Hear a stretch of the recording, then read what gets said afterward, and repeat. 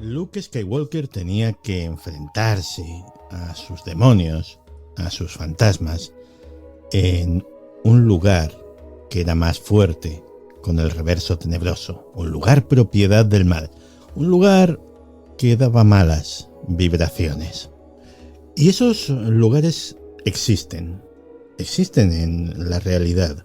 Puede que no sea muy científico, pero yo creo que todos hemos experimentado esa sensación al estar en un sitio que, bueno, como diría el maestro Yoda, es más fuerte, con el lado oscuro. Muchos visitantes del campo de concentración de Auschwitz, en Polonia, al menos los que no profanan el lugar, haciéndose selfies, que de esos también los hay, y muchos, pero otros informan de sentir como una opresión en el pecho, nerviosismo, a veces hasta tics incontrolables o sentimientos de depresión. Es casi como si el lugar estuviera cargado por cantidades enormes de mala energía, de energía negativa.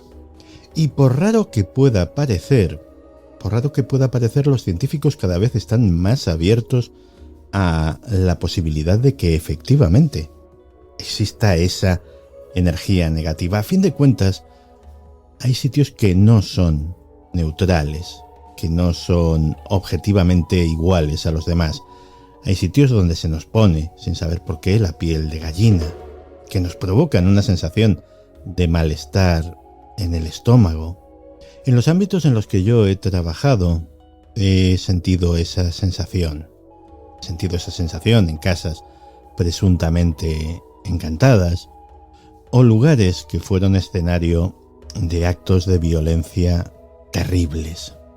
Y la ciencia está proponiendo varias hipótesis, varias teorías para explicar este fenómeno. La primera sería la teoría de los residuos emocionales. Básicamente se trata de que las emociones pasadas tendrían el potencial de infectar de alguna forma el entorno físico en el que se han producido, incluso después de sucedido, incluso después de que la fuente de estas emociones se haya trasladado físicamente a una nueva ubicación. Es una creencia que en absoluto es nueva, es una creencia muy antigua que ha impregnado las leyendas de todas las culturas desde tiempos inmemoriales y que tiene que ver con las creencias sobre la naturaleza contagiosa, infecciosa casi, de la magia. Es una creencia antigua, es una creencia 100% acientífica y sin embargo se ha convertido en el punto focal de varios estudios legítimos dentro del campo de la psicología. La teoría parte de la premisa de que las emociones son energía y como tal, ya se sabe, la energía ni se crea ni se destruye, simplemente se transforma. Como tal, no se disipan completamente cuando ya han sido experimentadas. En su lugar, se quedarían flotando en el ambiente, más aún, acumulándose con el tiempo. Esto podría explicar por qué algunos lugares parecen despertar sensaciones particulares, como si estuvieran cargados con una emoción específica. Y no estaríamos hablando ni siquiera de lugares donde han ocurrido, como decíamos, cosas terribles, lugares como el propio Auschwitz o como campos de batalla, prisiones, hospitales, especialmente hospitales psiquiátricos. No, incluso puede ocurrir con cosas y con circunstancias mucho más normales, mucho más cotidianas. Imaginad una pareja con una, digámoslo así, dinámica intensa, o por decirlo sin eufemismos, una pareja que tiene una relación directamente tóxica. Nuestra pareja tóxica vive en un piso de alquiler. Discuten constantemente y, según esta teoría, la energía emocional que se genera durante sus disputas permanece de alguna forma en el ambiente, realimentando y suscitando nuevas disputas. Se va acumulando con el tiempo y termina devorando a esa pareja que, como no podía ser menos, y por el bien de ambos, acaban separándose.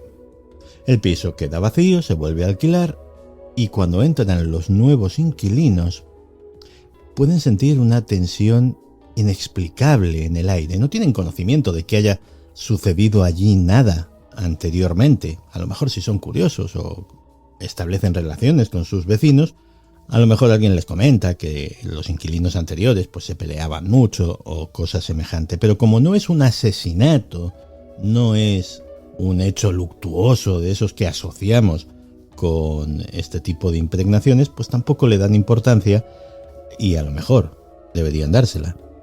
Como hemos dicho, este tipo de sensaciones son muy habituales en espacios públicos que están asociados con una tragedia o un evento traumático. Los visitantes pueden sentir sensaciones de tristeza, de ansiedad, de miedo, incluso si no tienen conocimiento de lo que ocurrió en ese lugar. Claro, nos estamos centrando en las cosas negativas porque a lo mejor es lo que más vende, lo que más morbo tiene, pero en teoría la impregnación funcionaría en los dos sentidos.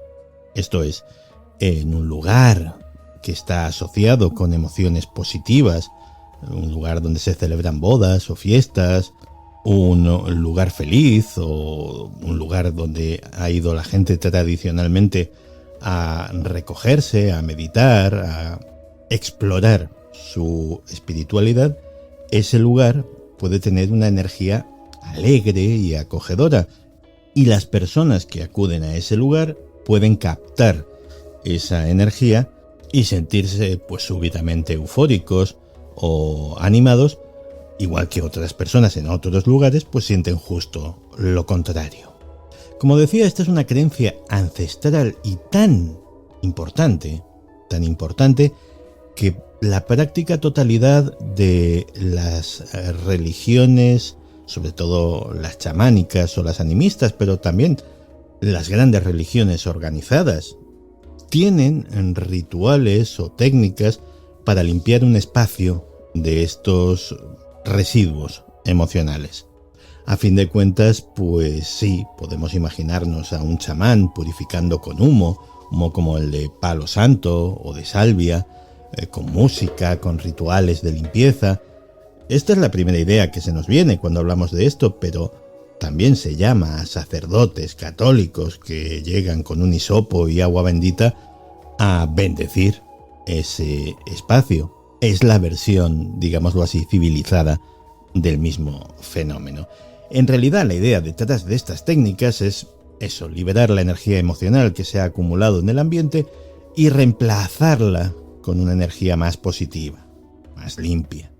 La teoría de la impregnación también es importante y está presente en el tema de las apariciones de fantasmas, los casos de poltergeist, las casas encantadas.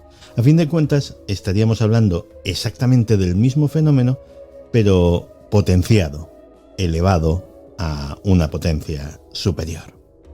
A ver, puedo entender perfectamente que si nos ponemos aquí a hablar de energías sutiles generadas por las emociones humanas, eso cause un justificado escepticismo en una parte de vosotros. Lo entiendo perfectamente, pero ¿y si estuviésemos hablando de otra cosa? ¿Y si estuviésemos hablando de algo mucho más tangible, mucho más material? Veréis, una posible explicación de todo esto es que el sistema nervioso humano es capaz de captar señales químicas que emite el cuerpo de otros seres humanos, a través de fluidos corporales como son el sudor y las lágrimas. Estudios en los Países Bajos han demostrado que las señales químicas presentes en el sudor y las lágrimas pueden permanecer en el ambiente y afectar el comportamiento y las emociones de las personas expuestas a ellas. Por ejemplo, la exposición al olor corporal recogido de personas que estaban en un estado de felicidad indujo felicidad a los participantes en el experimento. Todavía no se sabe exactamente cómo estas señales químicas son procesadas en el cerebro humano, pero la evidencia sugiere que las emociones humanas pueden ser contagiosas, químicamente contagiosas. Y no solo eso, sino que pueden permanecer en el entorno, incluso mucho tiempo después de que las personas que han producido esas emociones se hayan trasladado físicamente a otro lugar o incluso que hayan muerto. Os pondré otro ejemplo de un estudio sumamente interesante sobre esto. El estudio lo llevó a cabo el Instituto Weizmann de Israel y respondería a una de esas preguntas que parecen sacadas de una publicidad de compresas. ¿A qué huelen las lágrimas? Las lágrimas no huelen a nada, ¿verdad? Pues parece que a algo sí que huelen, aunque no seamos conscientes de ello. Veréis, el estudio sugiere que las lágrimas de las mujeres tienen un efecto negativo en el deseo sexual de los hombres. Los científicos del Instituto Weizmann descubrieron que las lágrimas femeninas contienen una señal química que reduce o bloquea directamente la excitación en los hombres. El equipo encontró que las lágrimas femeninas reducen visiblemente los niveles de testosterona y prácticamente anulan cualquier actividad cerebral asociada con la excitación sexual. El estudio fue curioso. Estos investigadores recolectaron lágrimas de una serie de voluntarias que lloraron viendo películas tristes. Con esas lágrimas impregnaron una serie de almohadillas que colocaron discretamente bajo las narices de los voluntarios masculinos. Y luego se les pidió que juzgaran una serie de imágenes de mujeres y de imágenes femeninas. Bueno, pues los hombres que olían las lágrimas no parecían sentir ningún tipo de excitación o de atracción hacia las mujeres que les estaban presentando, al contrario que los que estaban oliendo un placebo, agua destilada. Otro estudio de 2012 encontró que las señales químicas producidas previamente por hombres que habían sentido miedo o alguna sensación de disgusto generaban reacciones visibles entre las mujeres que eran expuestas a estas señales químicas. Veréis, los científicos recogían sudor de hombres mientras asistían a una película de terror o a una película que contenía imágenes desagradables. Bueno, pues resulta que las participantes, cuando se las exponía a la muestra de sudor de miedo, por llamarlo de esa manera, su cara empezaba a cambiar y empezaban a mostrar expresiones faciales asociadas al miedo, mientras que aquellas que estaban expuestas a las muestras del sudor del disgusto o del asco, o como lo queréis llamar, mostraban expresiones faciales de disgusto o de asco. Por cierto, para los malpensados, no, las muestras no tenían ningún olor perceptible. Como la cosa les había quedado bastante curiosa, el mismo equipo decidió repetir y ampliar el estudio en 2015, introduciendo también, digámoslo así, sudor de la felicidad. Y a los participantes masculinos pues se les indujo a ver películas de miedo, pero también películas que podían inducir estados de euforia o de felicidad, y luego cosas absolutamente neutrales como paisajes, monumentos, el cielo, este tipo de cosas. Y otra vez el estudio tuvo unos resultados absolutamente impresionantes, también con las dos nuevas adiciones. Las mujeres que estuvieron expuestas al sudor feliz, pues de repente empezaban a sonreír sin demasiado motivo. Y las que estaban expuestas al sudor neutro, pues no mostraban absolutamente ningún tipo de cambio en su actitud, sus expresiones faciales, su comportamiento o lo que fuera. Así que en sus conclusiones el equipo de científicos llegaron a la conclusión de que los marcadores químicos de los olores corporales, aunque sean imperceptibles conscientemente, producen una especie de sincronización conductual entre el donante del olor y el que lo percibe. O dicho de forma más sencilla, las emociones podrían propagarse a través de señales químicas. Esto en el fondo nos asombra a los seres humanos porque nos creemos una cosa muy especial, muy diferente del resto de los animales. Pero esto es común en la mayoría de las especies. En algunos casos, esta característica llega a unos niveles, está tan acentuada que puede parecernos algo mágico o sobrenatural. Hay especies de insectos en las que los machos pueden detectar el olor de las hembras a 20 kilómetros de distancia.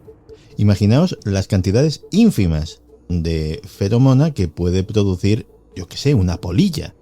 Y sin embargo, la polilla macho puede detectar esas sustancias a 20 kilómetros de distancia.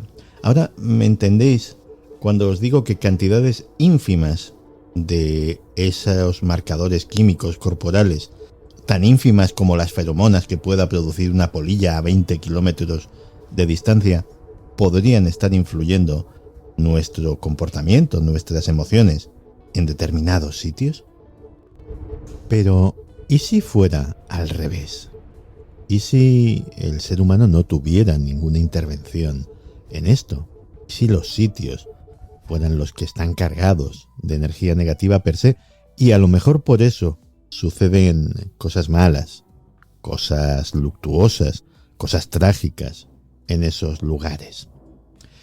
En 1929, un investigador, el barón Gustav Freyer von Pohl, llevó a cabo un estudio en la ciudad bávara de Vilsbiburg, un estudio en el que llegó a la conclusión de que las fallas geológicas que hay en esa ciudad irradiaban algún tipo de energía perjudicial y de hecho estaban asociadas con los casos de cáncer.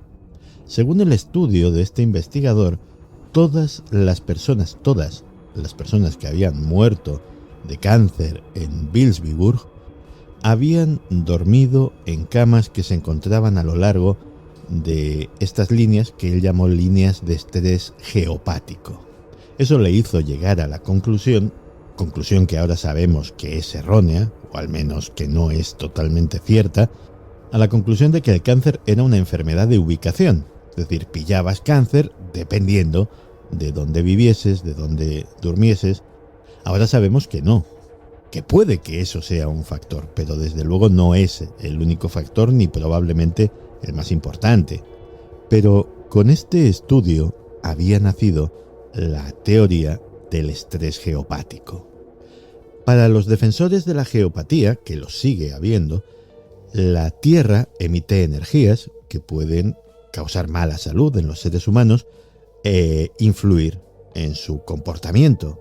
La Tierra sería la emisora de esas malas energías y lo que suceda sobre esos lugares que son propensos a esas energías estaría en buena medida provocado por ellas. Hay un montón de elementos que podrían provocar ese estrés geopático. Los túneles, las alcantarillas, las fallas geológicas, tuberías, depósitos de determinados minerales, líneas de servicios públicos como agua, gas, electricidad, corrientes de agua subterránea. Todo eso distorsionaría la vibración energética de la Tierra y provocaría estos efectos indeseados. Los defensores de la teoría del estrés geopático dicen que hay que evitar a toda costa pasar demasiado tiempo cerca, alrededor de estos puntos de distorsión. Y además, aunque no sepamos que debajo de tu casa o debajo de determinado lugar hay, por ejemplo, una corriente de agua subterránea, los síntomas son claros. Los síntomas nos ayudarían a identificar que en ese lugar está sucediendo algo. Es un sitio donde si estás, pues de repente experimentas cosas como fatiga, dolores de cabeza, insomnio, sentimientos negativos, depresión, ataques de ira o de pánico injustificados, mal humor, ese tipo de cosas. De hecho, hay quien va más allá y dice que estas cosas no solamente afectan a los seres humanos y que cosas como la maquinaria puede averiarse sistemáticamente, puede ser más propensa a romperse cuando se coloca precisamente en estas zonas de estrés geopático. ¿Esto tiene alguna base científica? A ver, base científica no tiene desde el punto de vista de que desde los días lejanos del aristócrata alemán pues no se ha hecho ninguna investigación científica seria sobre este tema. Relacionar, por ejemplo, las fallas geológicas con el cáncer o con cualquier otra cosa por el estilo. ¿Quiere decir esto que no sea verdad o que sea algo imposible? No. ¿Por qué? Porque los factores ambientales de todo tipo, desde los que hemos citado hasta radiaciones electromagnéticas, la radiación solar, la contaminación en todas sus formas, hasta el influjo de la luna, hay tal cantidad de factores ambientales que afectan a nuestros cuerpos que es imposible aislar los efectos directos que la Tierra pueda tener sobre nosotros. En España, concretamente en la Universidad de La Coruña, tenemos a uno de los mayores expertos mundiales precisamente en este campo, el doctor Jorge Sanjurjo Sánchez, que ha investigado los efectos de la energía de la Tierra sobre los seres humanos. Y esos efectos no tendrían por qué ser necesariamente malos. Por poner un ejemplo, la Tierra, nuestro planeta, emite dosis muy bajas de radiación gamma. La radiación gamma o los rayos gamma es una forma de altísima energía de radiación ionizante, y esto parece que da como miedo, ¿no? Y sin embargo, en lugares donde la radiación gamma de fondo es alta, por ejemplo la isla griega de Icaria, resulta que la esperanza de vida es elevada, que sus habitantes gozan de una longevidad inexplicable. ¿Es esta radiación gamma de fondo un factor que contribuye a esa longevidad? Pues probablemente, pero tampoco es fácil de demostrar por lo que decíamos. La multiplicidad de factores que afectan al cuerpo humano, a la vida del ser humano, es tal que aislar el efecto concreto de uno de ellos es realmente complicado. Pero sí, la Tierra efectivamente tiene sus propias energías, tiene sus propios poderes, y eso podría determinar que determinados lugares fueran más propicios para que sucediese un determinado tipo de cosas. Pero si realmente hablamos de cómo nos hacen sentir determinados lugares, hay una fuerza mucho más poderosa que cualquier energía sutil, que cualquier marcador químico, que la propia energía del planeta Tierra. Y esa fuerza poderosa es nuestra propia mente. El poder de la sugestión, el poder de las expectativas, el poder de lo que sabemos de ese lugar antes de ir a él. Si no sabemos previamente nada de ese sitio, bueno, lo que sintamos ahí puede ser genuino, claro que sí, pero rara vez vamos a un sitio del que no sabemos absolutamente nada. Más aún en sitios donde han ocurrido grandes tragedias. Cuando vamos a un lugar por primera vez, todos, consciente o inconscientemente, tenemos ciertas expectativas de lo que nos vamos a encontrar ahí. Y cuando se habla de expectativas, normalmente deberíamos de hablar de profecías autocumplidas, porque generalmente uno se acaba sintiendo en según qué lugares como se supone que debería sentirse. Los de los selfies en Auschwitz son una excepción. Pero incluso no tiene que ser algo tan evidente, no tenemos que conocer la historia del lugar. Nuestro cerebro automáticamente, de forma inconsciente, es una máquina de hacer asociaciones libres y puede sacar una impresión de un sitio simplemente basándose en su aspecto, en su entorno, en detalles que a lo mejor ni siquiera uno se ha fijado conscientemente, y al final eso puede determinar la forma en que nos sentimos o no en un lugar. Y la cultura también influye, y el entorno en el que hemos vivido está demostrado científicamente que los urbanitas y la gente que ha nacido y crecido en el rural somos muy parecidos en una cosa. Somos muy parecidos en que nos sentimos incómodos cuando nos sacan de nuestro entorno. El trasladarse del campo a una gran ciudad, o viceversa, de una gran ciudad a un entorno rural, causa estrés. Causa una dosis de estrés importante en las personas que lo hacen. No estoy hablando, obviamente, de ir de visita, de pasar un fin de semana en una casita rural o de visitar la ciudad para ver las luces de Navidad. No. Aunque a veces también una corta visita tiene su puntito de estrés. Muchas veces no es consciente. Es una sensación que está ahí de fondo, que te va minando, aunque exteriormente estés disfrutando mucho de la experiencia del cambio de residencia.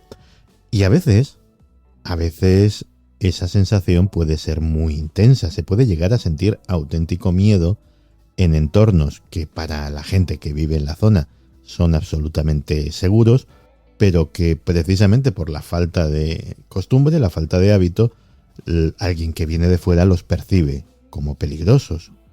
Lo más probable es que cuando hablamos de estos sitios, de estos lugares en los que sentimos malas vibraciones, lugares con energía negativa, la razón de que tengamos este sentimiento sea una mezcla en diferentes proporciones según el sitio de varios de los factores de los que hemos hablado hoy. Y existe la posibilidad de que esos sitios estén cargados de emociones, de que estén impregnados psíquicamente. ¿Existe la energía negativa? Claro que existe. Existe desde el punto de vista de que miles y miles de personas han informado de que eso, lo que sea, ha tenido un impacto en sus vidas diarias o en momentos puntuales. Yo siempre he sido muy de decir que quien evita la ocasión, evita el peligro. Así que a lo mejor, cuando un sitio tiene esa fama, tal vez sea buena idea no acercarse por allí, ni siquiera para hacerse un selfie, por lo que pueda pasar.